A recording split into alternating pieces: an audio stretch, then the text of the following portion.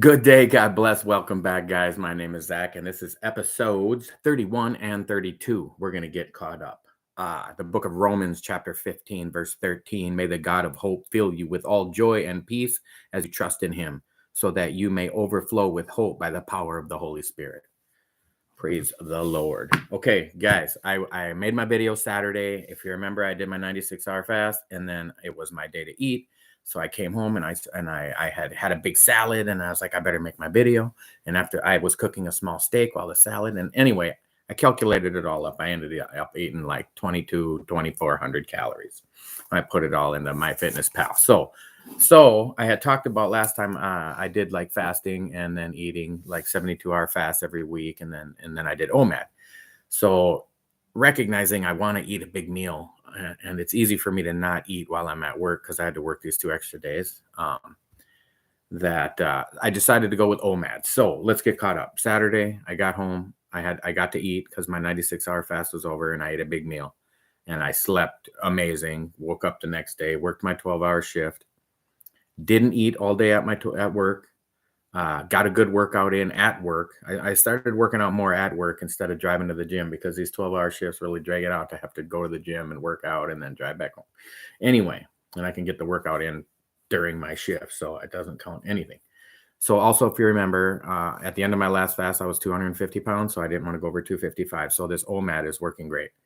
So Saturday night, I ate a bunch of food, and of course, I didn't go over 255 because I would have had to eat over 5 pounds of food, and I didn't, a few pounds. So then that was Saturday. So Sunday, yesterday, I didn't make my video. I got home, I was pretty wiped out, and I was like, well, I'll make my video later. So I started making some food. I had another big salad, and I don't even remember what I ate. I ate like one big meal, no junk food, no chips or cakes or cookies or candy or nothing, just a bunch of food. I think I had some baked potatoes. I had some, I don't even remember, some chicken. I had a bunch of just a bunch of food, but one big meal. So then so then I was just tired. It was like 9:20 and I was out cold last night too. And I didn't even drink my 99 tea last night, and I still was out super early. OMAD works like that too, where because you don't eat all day, so technically you're getting like a 23-hour fast in, which really helps your body go into like that recovery mode. And then that one big meal, at say 7:30, it's almost 7 right now, and I'm going to eat between like 7 and 8. So this video is not going to be too long, 7:15 and 8:15, whenever I get off this video. So got home just now and jumped on the scale because I don't want to go over 255 at any point during these 4-day refeeding. And and I was like 251, or I was almost 252, like 251.9 or something. So we'll call it 250. I've been rounding off. That's why I haven't been naming the points. I've just been rounding to the closest pound because it's really not going to matter.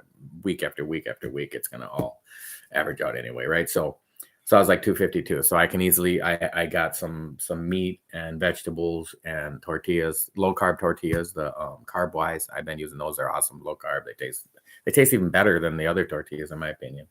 And I still have stuff to make a big salad. So I think I'm going to have a salad and like a little burrito. I'm going to drink a bunch of water.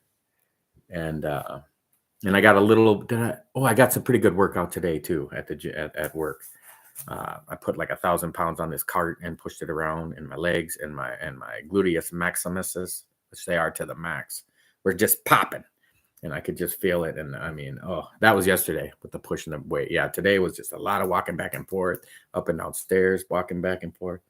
It was really good. So I might have to start wearing my, what do you call that thing?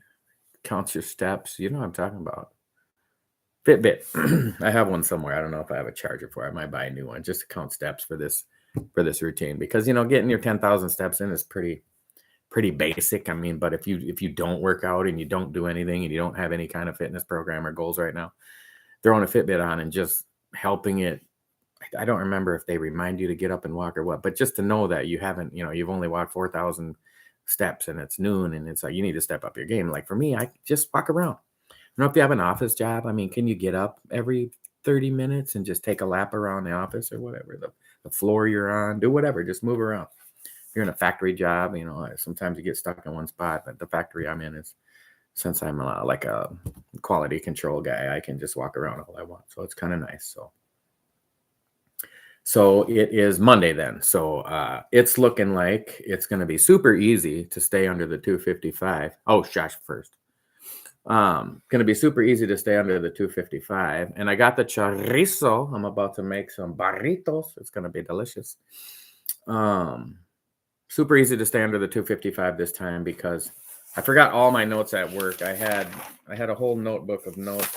Yeah, and I don't have them here. So anyway, I lost the 14 pounds on the first 4 days, and then, that was just flushing your body out. So it's been 3 pounds, 3 pounds, 3 pounds after that. So this next, I have Tuesday, Wednesday off. So Thursday I'll start the 4th round of 96-hour fast, and then I'll get under 250, and that'll be a nice little achievement. And speaking of little achievements, we got another 10 or 15 subscribers since yesterday.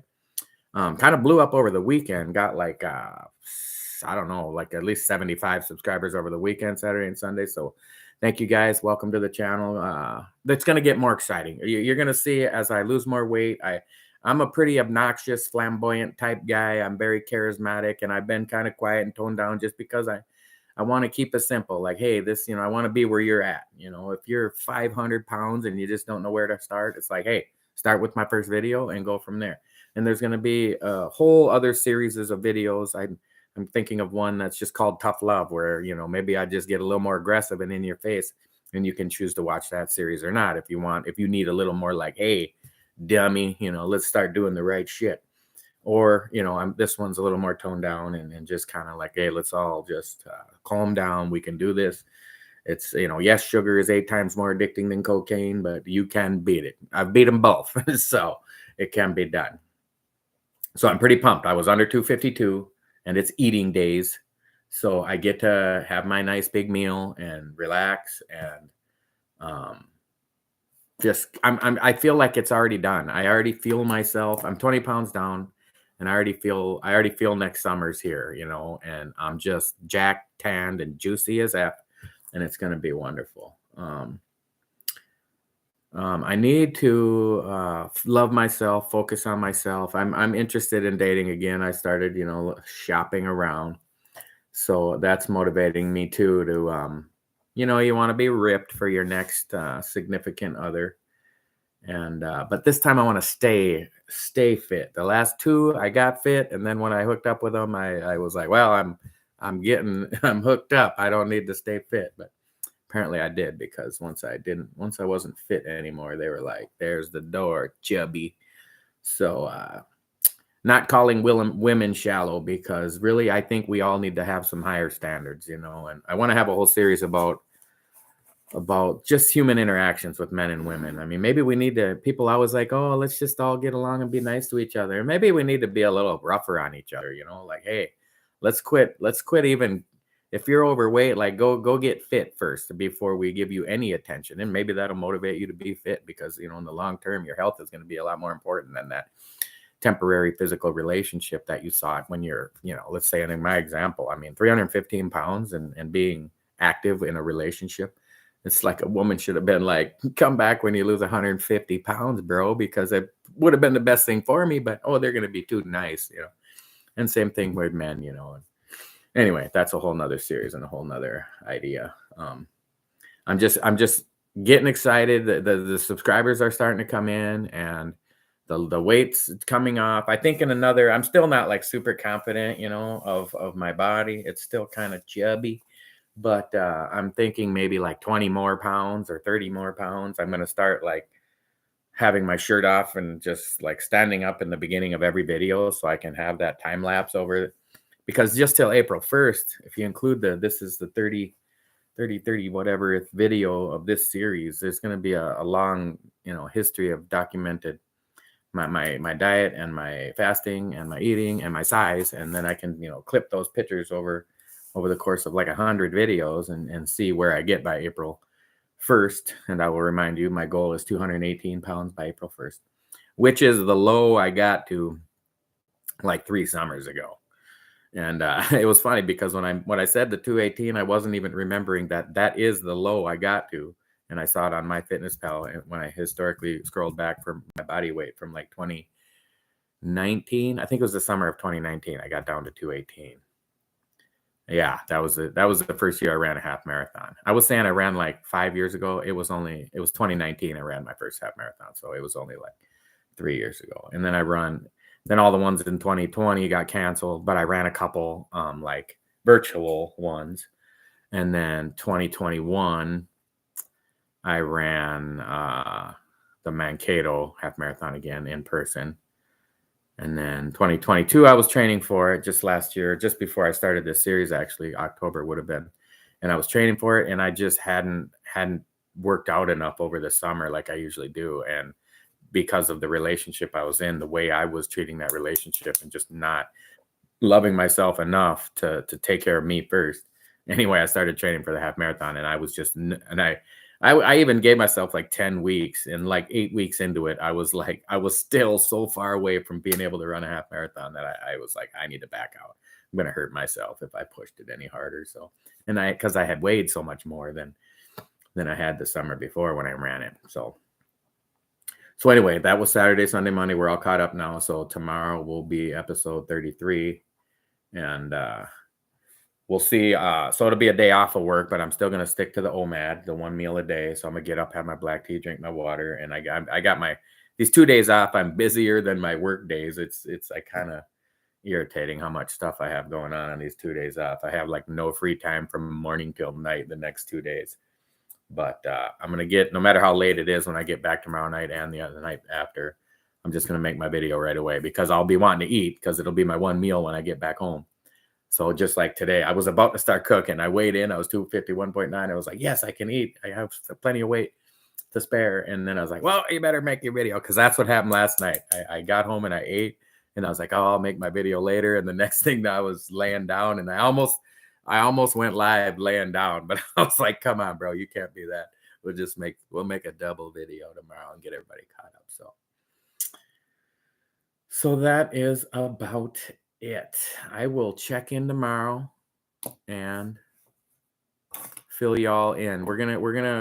I had tons of notes today. We're gonna talk more about the habit formation and the creation of new habits and how habits get caught, how dopamine plays such a big role in everything we do. I want to talk about like what do they call it?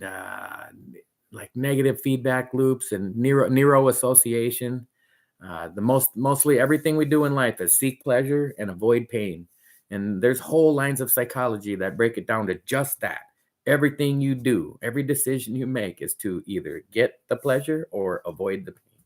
And you end up, sometimes you're avoiding pleasure like say a baby is drinking his bottle, a 2-year-old, and he's on the couch and he drops his bottle off the couch and he crawls to go get it and he falls on his face.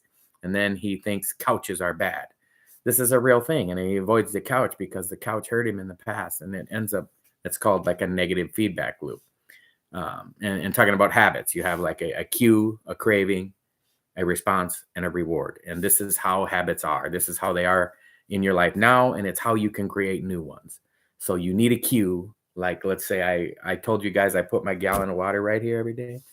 So when I open my eyes, I see it, and the craving is then to drink water. The reward is health. And the response is to drink the water. So it's how to get these habits into your life. And just like I was talking about, pray when you're brushing your teeth. So it's like, it's actually helped me brush my teeth more every morning. So I remember because I want to pray. So I get up this morning and I'm brushing my teeth and I'm praying.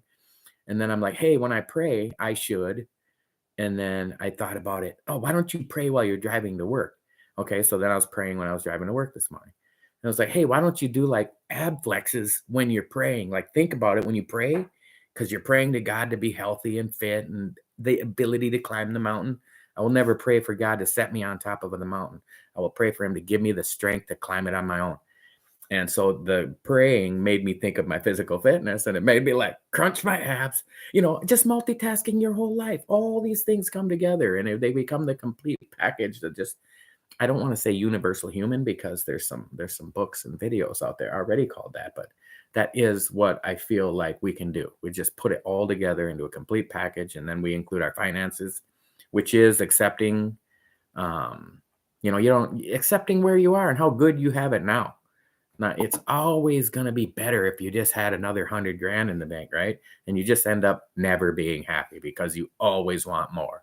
You look at the richest men in this country, and do they seem satisfied? I mean, they're just fighting for it. Oh, I want to be the world's richest man this year. And there's just no end. Look, I don't even want to name their names, but some of them literally work all day, every day, year round, and they have their big grandiose goals, but are they really happy? I mean, I got my books, I got my guitar, I got my chair I never sit in. I'm happy. I'm happy. I got the rent paid. All right, you guys, I just glanced over and I seen my chorizo burritos ready to cook, and I am going to get on it. Love you. Bless you. Jesus loves you. I love you. And we will talk to you tomorrow.